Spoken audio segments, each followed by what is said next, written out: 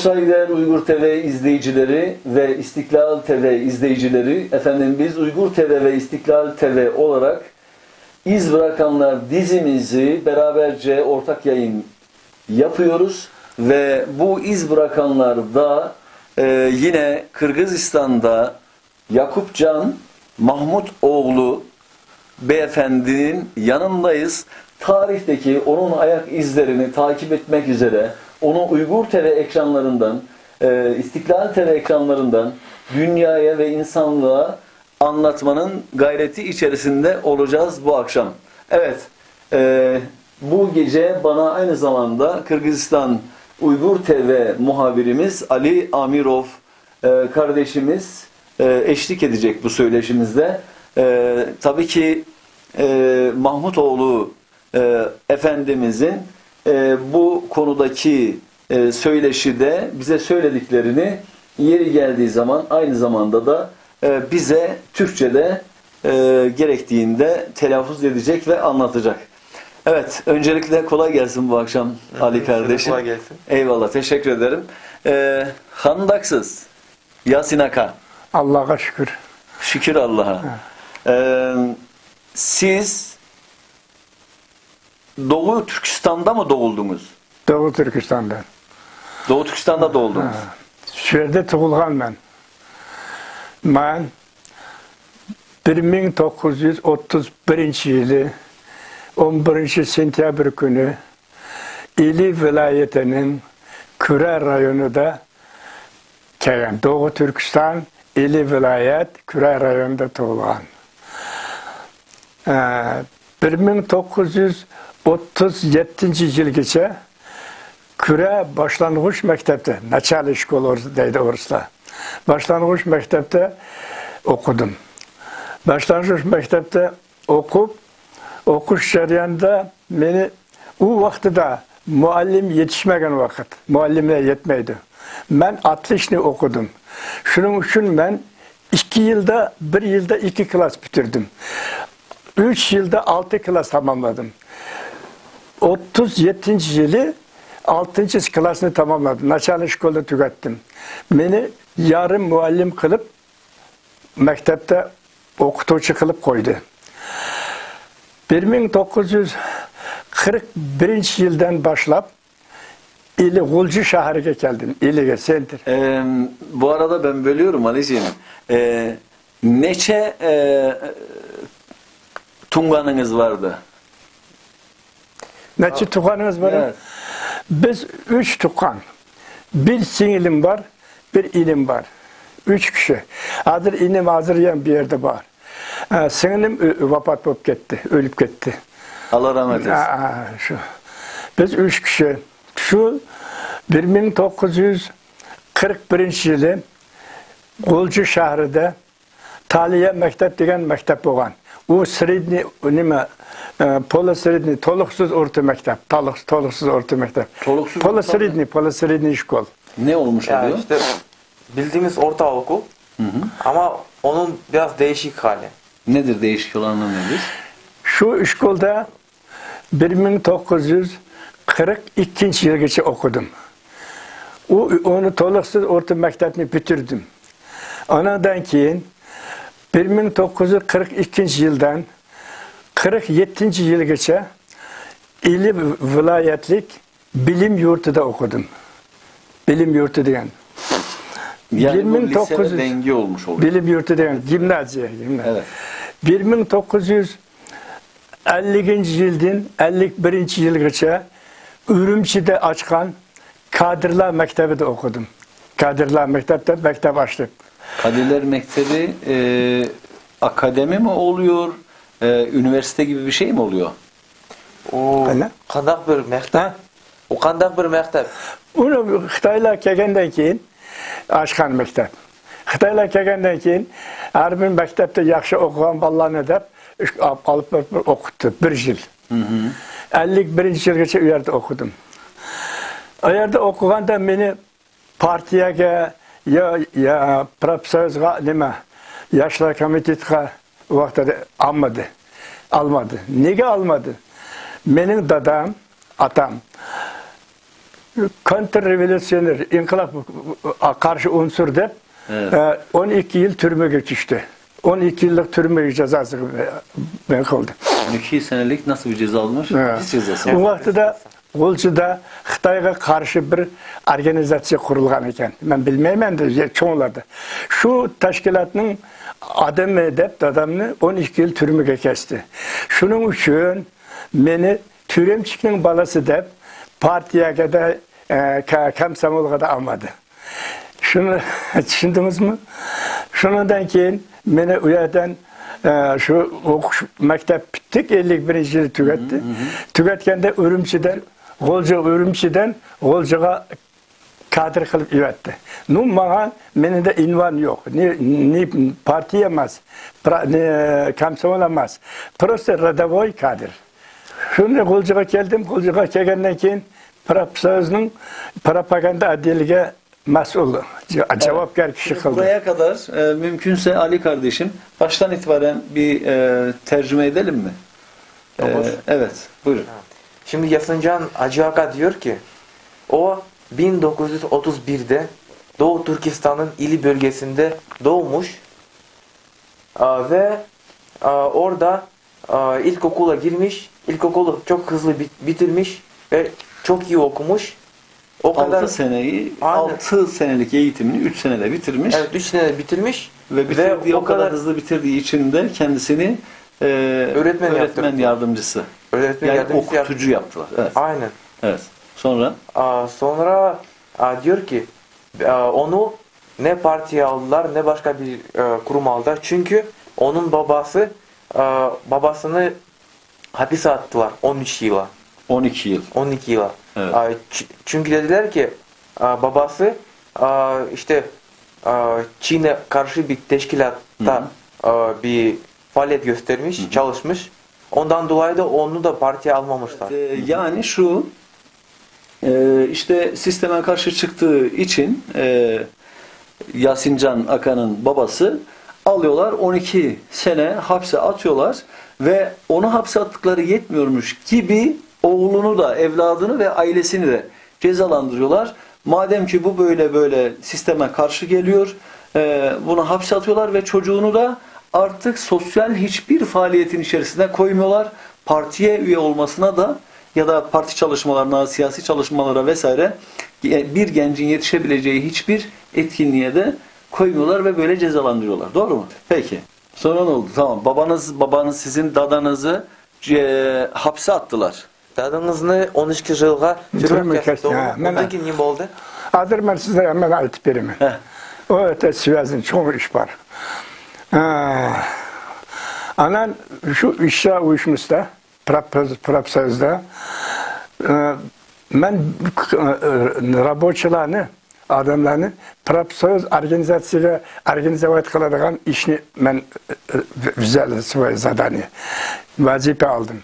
Şunu bilen yağaşçı, temirçi, mıldır, işçi bunların arkasında karşı nime boyunca organize kılıp çıktım. Maşallah. Keyin qarasam, adamlarda bari savat yok, bilim yok. Xat bilmeydi, yazgan bilmeydi. Bularga başka bir narsa düşündürüş qiyin. Şunun üçün men bularga savatsızlıkni, xat yazışni, savatlık öğretiş gerek dep 128 keç kursu iş nima açtım, sınıf, klas. Muallimlerini organize kıldım. Muallimlerine arkasına ben dedim sen Uygursan, mağlar bilmez iken, bulağa yardım kılırsan, Allah hakkını senin vazifen dep 128 klas açıp 2000'den aşık adamın savadını çıkardım. Evet. Xat yazışını öğrendi. Evet. Gazet okuduğunu öğrendi. Var şu onunki ben Golcu'nun şehrinin sırtında Han var, Han. Kömürkan. Evet. Kömürkan'a çıktım. Kömürkan'a çıkıp her bir kanka düştüm astıra düşüp. Arabaçılar kandak işlevatır. Neme işleydi, neme yeydi, neme kılırdı bunu gördüm. Görüp çıkıp bu yerde yem oyladım. Aldım ben birinci oçirte bu adamların handan çıkarış gerek. Handan çıkarıp okutuş gerek. Azra hat bilsin. Olmazsa Uygur yokap getirir dünyada. Dep bular da yerden handan çıkarış için men hocayinler bilen dagovor tüzüp Hanının hocayanları bilen. Haftalik iş bir hafta işleyip bir hafta dem alsın deyip, anadikin dem ağan vaxtları onlarda kursu açıp bayağı okşar. Hat ürettim. Andın onlarda Ulca'da, şehirde, bu yakta sport komandalarını organizavat kıldım. Voleybol, futbol, ondan keyin sanat gruplarını, nakşa aytgan, usul oynagan, bularını organizavat kıldım. Endi mening oyum, nasyonalni o neyini turuş gerek. Bulmasa Xitay üstü etedi bizni. Tamam. Buraya kadar bekleyelim. Evet Ali'ciğim, şimdi seyircilerimiz istiyorum ki tabii Türk izleyicilerimiz de var. Türkçe yayın yaptığımız için siz neler söyleyeceksiniz, neler anlatacaksınız?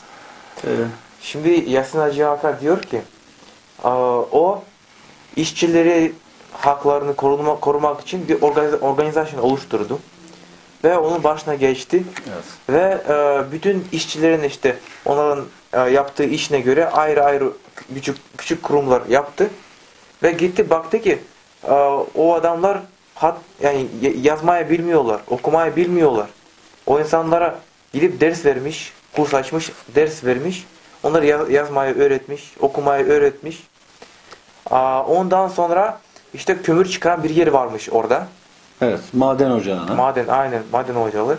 Oraya gitmiş, inmiş, bakmış nasıl insanlar çalışıyorlar, durumları nasıl, ne yiyorlar, ne ediyorlar falan. Baktı o insanlar çoğusu Uygur görüyor. Bakıyor ki çoğusu Uygur evet. Ve hiçbirinin okur yazarı da yok. Evet. Aynı zamanda diyor ki eğer ben burada bu insanları böyle bırakırsam Uygur dünyasının gencecik insanları maden ocaklarında okur yazarı bilmeden, kendilerini yetiştirmeden, ilim, irfan öğrenmeden telef olup gidecekler. Bunun için de bir şey yapayım diyor. Ne yapıyor? Onlar için işte kurs açıyor. İşte hocaları buluyor. Hocalarla işte anlaşma yapıyor. Ve o hocalar onlara işte ders veriyor. Ne zaman veriyor? İşte o maden ocakların sahipleriyle konuşmuş ve demiş ki onlara yöneticilerle işte demiş ki onlara siz onları bir hafta çalıştırın, bir hafta onları boş tatil verin. Ve o tatil zamanında onlara işte ders vermişler hocalar. Bir de onlar için spor faaliyetleri yapmış. İşte voleybol olsun, futbol olsun. Daha sonra sanatsal etkinliklerde de yer almasını sağlamış ve sanat da öğrensinler diye de sanatsal etkinlikleri de onlar için düzenlemiş. Evet. Bir de dedi ki eğer yani Uygurlar kendi örfünü, adetini, ananesini eğer unuturlarsa onlar kendini kaybederler. Uygurlar yok olurlar. Uygurlar tarihten silinir giderler. Evet. Devam edelim. Baldım. Buyurun. Endi bu şehirde işleyen işlerini hammasını aytsam ko'p vaqt ketar. Menda muhim, zamı vajli narsa aldıda aytaman sizga. Endi ondan keyin vaqt lazım. Ondan keyin 1954 yılı Kazak Oblastlık Profsoyuz kuruldu. İşçiler uyuşması kuruldu. Şu işçiler uyuşmasına beni teşvikat bölümü, organizasyon, propaganda bölümüne cevapkar, atveşvide kılıp koydu. Bir dakika, şimdi bu 1942'de siz şeyi bitirdiniz değil mi? İlkokulu bitirdiniz. Beni bu şehirden Oblast'a ağdır. Tamam. Şimdi ben şuraya gelmek istiyorum. Peki siz 1944'ü hatırlıyor musunuz? 1954 yılı. 44. Hatırlıyor musunuz? 54. yıldan 1954 yıl. 1944 yılında. 54. yılda. 44'ünü esinizde var mı? 44. yok. 44. yılda Şarkı Türkistan bo'lgan. Şarkı Türkistan vaxtında ben bala okuvatkan. Ben aytdım o sizge. 1942 yıldan 47 yılgacha ben mektepte okudum deb atmayman. Tamam anladım. Bu vaxtda kadr emas. De ki çünkü yani yarın 12 Kasım'da 1944'te Doğu Türkistan Cumhuriyeti ilan edildi. Doğru mu? Doğru. Siz oradan bir şey hatırlıyor musunuz? Kafanızda bir şey var mı? Orayla bir hatırası var mı çocuk da olsa? Yasin Hacı это 12 noyabrda Şarkı Türkistan Cumhuriyet günü buldu. 1944'te buğan ve kuruldu. Siz bu vaqtni esinizde var mı? Ba. Depilsanız bizge qandaq nim boldu, nim ködüңiz? 1944 yılı ben küçük bala, yaş bala. Biz şu vaxtada endi bunu aytib ber. Bizde neme Van Kadır'ın bağıdaydı. Keyin Limutal'ın bağı degan bağ var. Şu plaşatki bağ. Şu yerde Şarkı Türkistan kuruldu. Kurulduğan hükümet neme kurulduğan kurultay buldu neme yığın buldu, çoğuluş buldu dedi. Ben mi badım? Ben özüm 31 yıl tuğulsam 44 yılı ben 13 yaşta. Şu ballarımla yürüyüp biz de bardık. Barsak şu vakti de çoğun plaşatı adamdan ait köp. Neçe min adam var. Alihan Töre Aksalli'ne uğraptı. Alihan Töre var. Alihan Töre. Onun yanında Ahmet Efendi durdu. Onun yanında İshak Bek durdu. Bunların andaki Alihan Töre'm çıkıp bundaktır. Hazır geçe isimden ketmeydi. Biz Doğu Türkistan'ı to'liq azad qilishga kurash qilamiz. Biz Doğu Türkistan mustaqil bo'lmay, biz kurashni to'xtatmaymiz. Bizning nishonimiz shu deb o adam söyledi. Nurgun adamlar yığılıb ketdi. Adamlar degan ura deb baqiradi. Keyin anadan keyin shu nimaga armiyani tashkil qilgan ekan. Armiya paraddan o'tdi. Ular shunday paraddan o'tdi, hayron qalsa. Masalan, ularning bir aytgan naqshisi hozir esimdan ketmaydi. Gangdanchilik, qon vatan o'g'li biz, dushmanga qarshi qonliq kurashlarda po'lat ko'krak kerib, alg'a bosimiz. Bundaq naqsh aytdi. Yana dedi, salom sizga rahbar, salom rahbarimiz Ahmadjon, Ali boshqo'mondonimiz Saqbek nashillar qurungda po'lat tekshini Meğer büyük olsa biz tayyar. Maşallah, maşallah. Çok güzel. Şundak jığlav etti, hakla adamlar köp. Şundak boğan. Tabii insanlar duygulanıyor, ağlıyorlar, duygulanıyorlar. Evet. Birak şu vaxtda da men kiçik bala endi. Endi ben özümüzge gala tiymaga keledik. Şunun için bayağı Kazak Oblastlık İşler Uyuşması Prap Sayuz'da propaganda bölümünde işledim. Ben işlegenden keyin endi men sizga bir narsa aytmay bo'lmaydi. Men xatni yaxshi yozaman. Ben sizi durduracağım. Shuning uchun men Xitoy meni bu yaxshi odam ekan deb qolgan yo'q. Prosta menda talant bor. Ispasob bor. Shundan foydalanish uchun meni ular kadr qilib qo'ydi. Bo'lmasa men kontrrevolyusiyaning balasi. Ya partiya emas, kommunist emas. Meni aydab chiqarib o'tadi. Buraya kadar anlatsın. Azdır, buraya kadar anlatsın. Shundan keyin İli Kazak Avtonom Oblastda prikaz qildi ishchilar gazeti degan gazet, Rabochiy gazet deb gazet chiqsin deb. Ular yana adam topmay Rabochiy gazetning bosh redaktori qilib meni qo'ydi.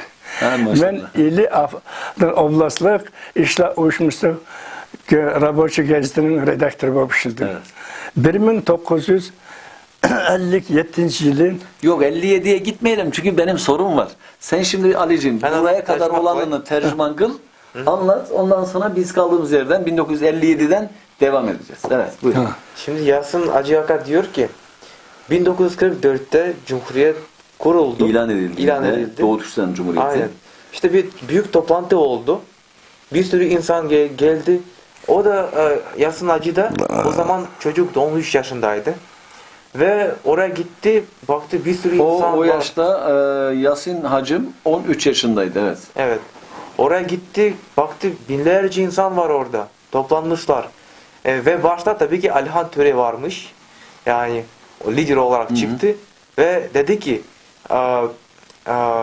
biz yani bizim egemenliğimiz için, bizim cumhuriyetimiz için sonuna kadar savaşacağız. Ve egemenliğe ulaşmadan bizim savaşımızı bitirmeyeceğiz dedi. Sonra ne oldu? Sonra insanlar ağlamaya başladı. Duygulanmaya başladı. Ya gerçekten herkes... Bayraklar göndere çekildi. Evet. Ve insanlar işte marşlar, şarkılar başladı işte bize söyledi zaten. Bir de ordu böyle geçiyordu. İşte güzel güzel geçiyordu. Yani insanlar çok duygulandı o zaman. İşte tam o duyguya gelmek istiyorum ben. Çünkü 1944'ten Cumhuriyet ilan edildikten sonra Doğu Türkistan Cumhuriyeti rahat bırakılmadı. savaş olduğu o savaşları falan hatırlıyor mu? Orayı kendisi direkt geçti ama tabii acaba hatırlıyor mu o savaşları, o çarpışmaları, o işte ölme durumlarını, yaralanma durumlarını, cepheden haberi var mı? Ясынажика, Oo, 1944'te boğan soqquşlar esinizde var mı? var. Aytırsanız- 1944 yıl boğan soğukuşta esimiz var. Ben şu 12-13 yaş vaktim, şu vakti da biz neme kısak, asmanda samolyot geldi. Samolyot geldi, voy, Xitayning samolyoti ekan dedi. Samolyot osmonda turib, ko'chada chiqqan odamlarga pulemyot pulemyot atır. Bizni cho'nglar, qochib ketinglar, pulemyotni o'q tegib ketir deb kirgizmaydi. Keyin bir vaqtda qarasam, endi xalqlar hamma odam yugurib shaharning sentriga ketyotadi. Shaharning sentriga ketayotgandan keyin bizning bola degan interesida men mi bordim? Basak şu yakta bu nimeler halk şu Xitayning harbiy shtab var. Silim bu deb koydu. Shtabni qo'rshavapti. Atrofida odam nurg'un.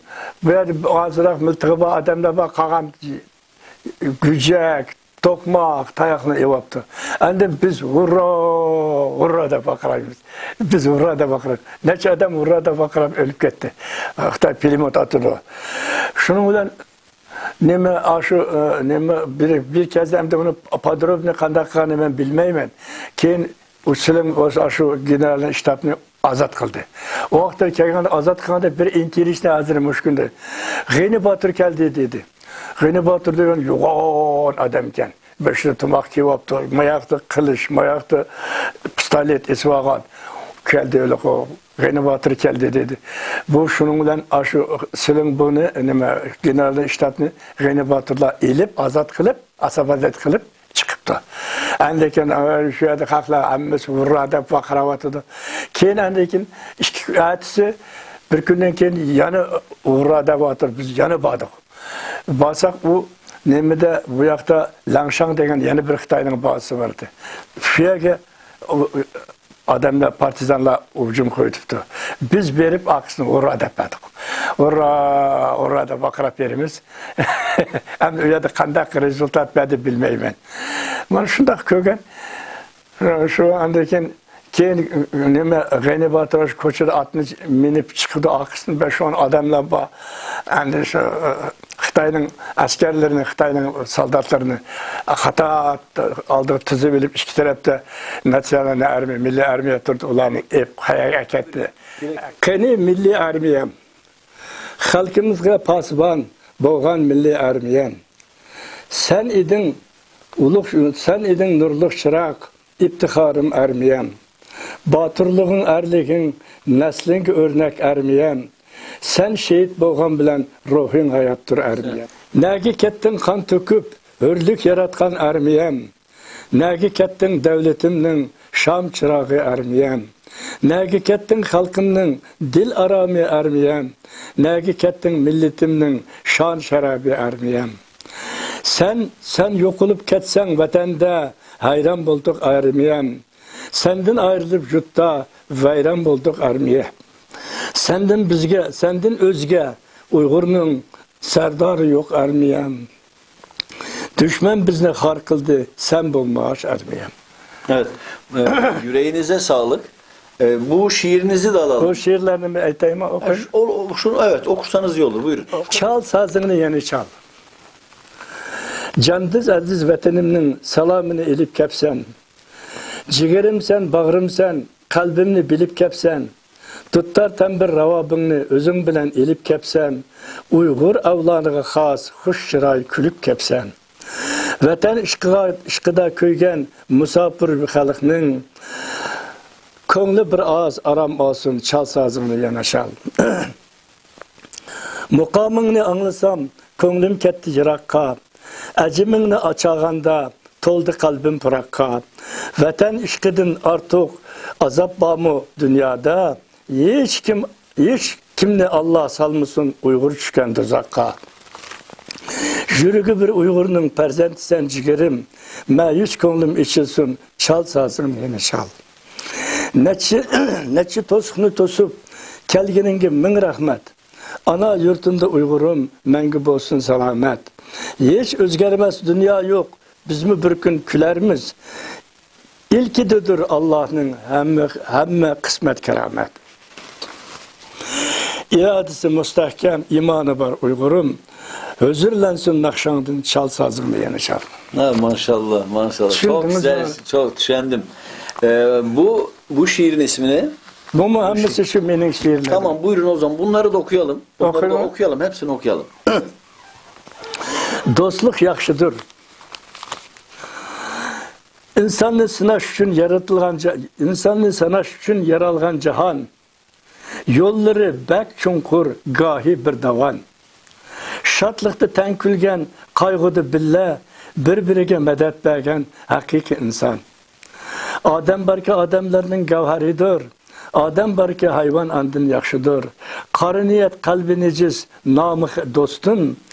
Canğa asqatar, hayvan yaxşıdır. Bəziler dostluqni ister yolundun.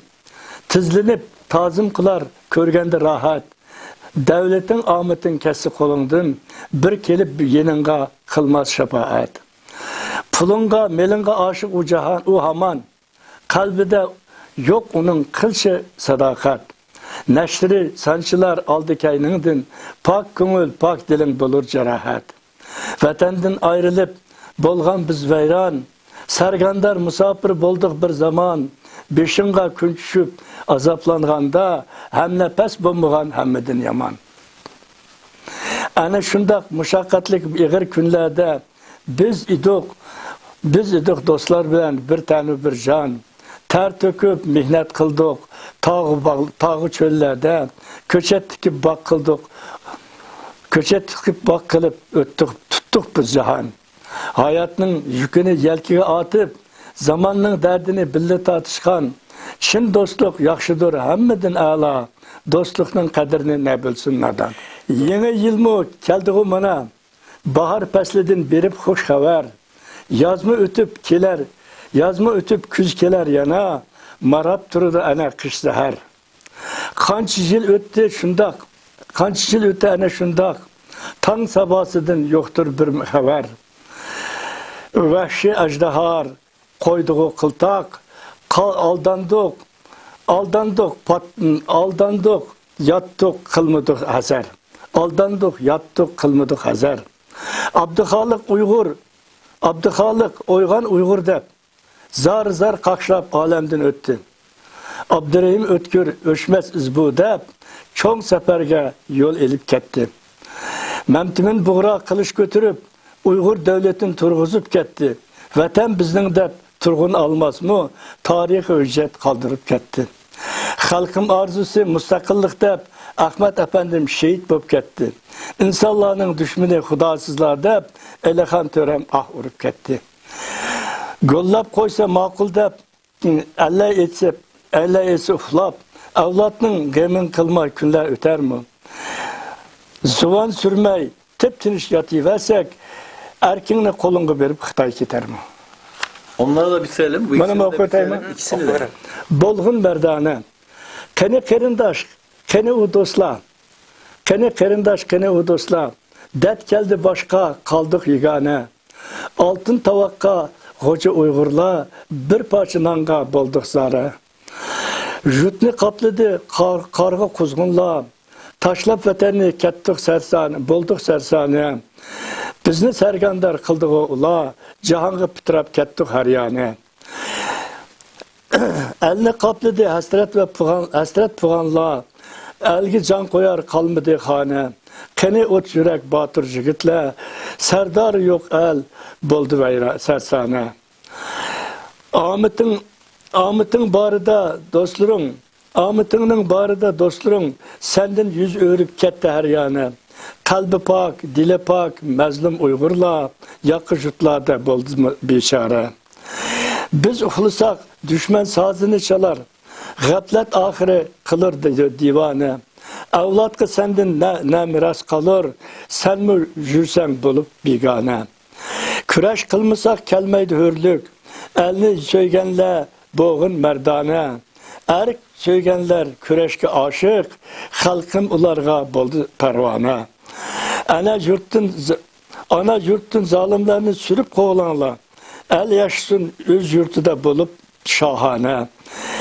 Başını silkip sergak bulun oğlanlar. Düşman bizni aldap yürər hamane. Çıksın bizden sadır pelvanla, çıksın elden sadır pelvanla. Ömlük bulmay kelmez bizgi zamane. İştiyakım yok. Birine maktap hoşamet kılıp, hoşak katkıda kendi halim yok. Bahar geldi de dumbakını silip, bayram kağıdak iştiyakım yok. Tömür kapazgı solunup yitip, şiir yazgıdak dermanım mı yok. Birini gülge okşutup ketip, birini yayrım dep küyler halim yok. Hayat canlılar baharga yitip, üşütken tonlatkan soğuk hava ketip, şunlaşka el şatlılar zimistan ketip, Uygur'a şatlık kerginimi yok. Hainler ketkendi baharını sitip, alemde hiç kimden bizde karı yok. Yattık biz baharını kilerimikin de, küreş kılmay başka çare yok. Yaz dostum yana da yaz vatanını ketip, satkunlar kaçsa hiç zararı yok. Melun yolunu pulunu dep, vicdanını sitip, rasva bulup koğlandı, endi orun yok. Kolumga okya ilip, düşmanını itip, şehit bulup kessem bende arman yok. Yayrım dep, gülüm dep, koşaklar ketip, namlar ilişka iştiyakım yok. Yüreğinize sağlık.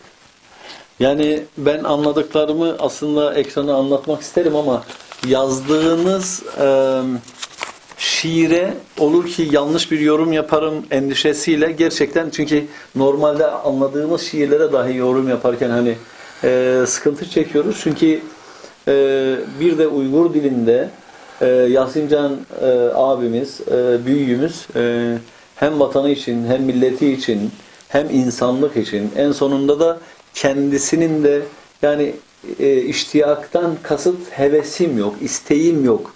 Yani ve bir mısrayı da zaten fark ettiniz. Şiir yazacak dahi takatim de yok. Öyle bir hevesim de kalmadı gibi bir şiir dizesine de rastladık. Şimdi savaş oldu, sokuş oldu. Siz hatırladınız, orada insanların öldüğünü gördünüz mü? Gözlerinizle neler gördünüz? Gördüm. Şu vakta nimada bu